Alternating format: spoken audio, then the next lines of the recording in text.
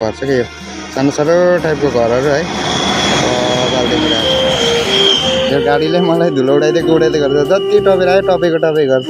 बाख्रा लिएर जाँदैछ फाइनली यो चाहिँ अहिले डुम्रे आइपुगिसकेको छु यहाँनिर अगाडि डुम्रेमा चाहिँ दामी पौडी खेल्ने ठाउँ पनि छ क्या त्यो अहिले म पुगेर देखाइ नै हाल्छु होइन सो त्यही नै यहाँदेखि भ्यू पनि बबाल देखिँदो रहेछ है यो मात्र कहाँदेखि आउने खोला हो त्यो चाहिँ मलाई फाइनल थाहा भएन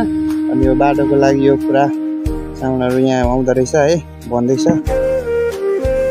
सक्नुहुन्छ भ्यू चाहिँ बबालका माया हाइटपमा यो कुहिरोहरूले छेकेको हुन्छ नि कस्तो दामी देखिने क्या माया कुरो है सेट बबाल